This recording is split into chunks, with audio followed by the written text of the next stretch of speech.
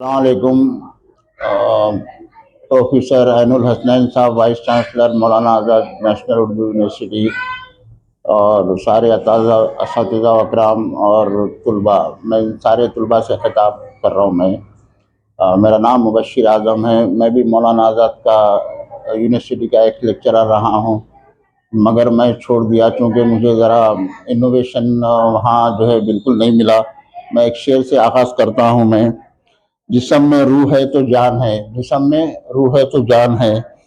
University में तहकीक है तो उसकी पहचान है। इसका मतलब ये हुआ कि यूनिवर्सिटी में जितनी तहकीक होंगी, यूनिवर्सिटी के जितने तलबा तहकीक करेंगे और हर वीक अपना रिसर्च पेपर लिखेंगे तो यूनिवर्सिटी की पहचान बढ़ेगी।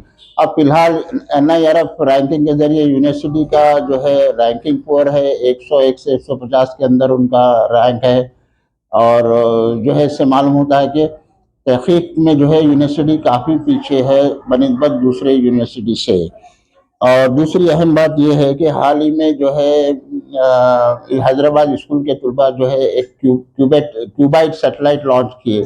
मतलब वो उसमें कोई कुछ इंस्ट्रूमेंट रखे होंगे, जो भी रेडिएशन मीजरिंग वगैरह जो भी है, फिर वहाँ से डाटा लेने के लिए, और ये लॉन्च किए थे इसरो के ज़रिए। तो मैं ये पूछना चाह रहा हूँ कि जब एक हैदराबाद स्कूल के बच्चे ये लॉन्च कर सकते हैं तो क्यों मौलाना आज़ाद यूनिवर्सिटी के प्रोफेसर्स क्यों नहीं सोचे इसके बारे में कि भाई हमको कुछ करना है। मैं इससे पहले भी बताया था कि प्राइवेट पार्टीज जो है ऑलरेडी रॉकेट लॉन्च करने के लिए हैदराबाद में रजिस्टर्ड कर दिए, यानी they want to launch the satellite as a private, just like Elon Musk के वैसा। तो क्यों मौलाना आज़ाद यूनिवर्सिटी के लड़के क्यों नहीं कर रहे हैं? और दूसरी चीज़ में ये देखा कि काम करते हुए यूनिवर्सिटी के जो प्रोफेसर्स हैं जो है PhD तो प्रोफेसरशिप के लिए ले लेते हैं, लेकिन उसके बाद का रिसर्च जो है बिल्कुल डेड है। और यूसुफ साहब जो है पॉलिटेक्निक के जो है प्रोफेसर हैं, हेड है, तो उनसे बोला भाई कि आप क्यों नहीं एक बस फ्री दौड़ाते, और इलेक्ट्रिक बस जिसका मैं सारा डिजाइन देता हूँ। बोलने लगे कि भाई हमारे पास फंड नहीं है। भाई फंड फंड नहीं है तो क्या, अब क्या स्कूल के बच्चों के पास फंड है क्या? वो लोग कैसा करे? भाई फंड नहीं है तो फंड के लिए मांगना पड़ता है किसी से कि भाई ये फंड की जरूरत है। रिसर्च के लिए मांगना कोई बुरी बात नहीं है।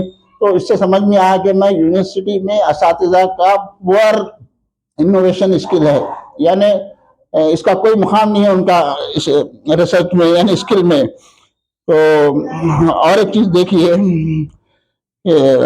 वहाँ पे यूनिवर्सिटी में 28 प्रोफेसर हैं, 44 असिस्टेंट प्रोफेसर है, 198 जो है एसोसिएट प्रोफेसर हैं। इतने सारे प्रोफेसर होते हुए और यूनिवर्सिटी में खुद एक पॉलिटेक्निक चलता है, बच्चे इलेक्ट्रॉनिक मैकेनिकल के हैं, बीटेक चलता है। क्यों ये बच्चों में आप तहकीकी सलाहियत नहीं डाले कि भाई ये बच्चे भी जो है हमारे कुछ पेपर्स में इनका नाम आना चाहिए, क्यूबाइट सेटेलाइट बनाना चाहिए? क्या हम स्कूल के बच्चों से यूनिवर्सिटी के असातिज़ा का जो है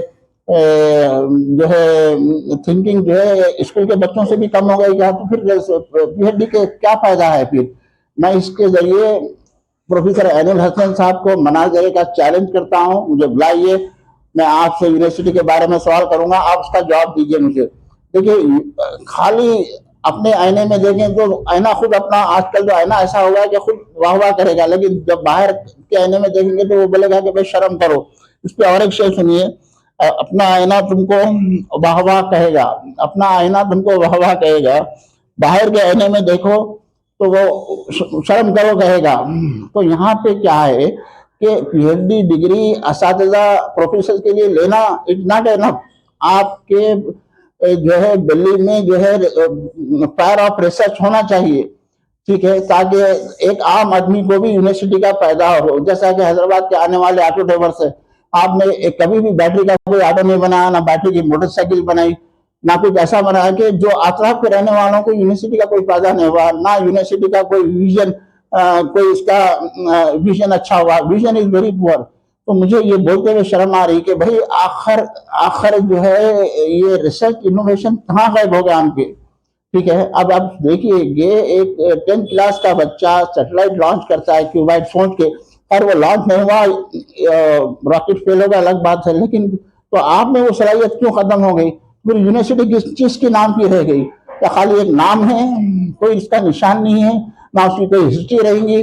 तो देखिए आप अपने आप को इनोवेशन आउटलुक चेंज करना जरूरी है।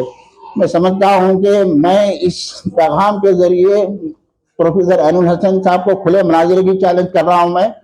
आप मेरे से मुनाजरा करिए और मेरे सवाल का जवाब दीजिए, जबकि मैं खुद लेक्चरर रहा हूँ, मेरे से भी बहुत पुअर ट्रीटमेंट हुआ, मेरे को जो है कॉन्ट्रैक्ट पे डाल दिए, जबकि मैं एज ए साइंटिस्ट मुझे अल्हम्दुलिल्लाह अभी बाहर 80,000 रुपये सैलरी है मेरी, और मुझे देते हैं वहां पे 35,000। शर्म की बात है। आपके पास कौन आ रहा कौन जा रहा आपको नहीं मालूम। इंशाल्लाह मैं और इसके 3-4 पार्ट रिलीज करूंगा। खुदा हाफिज।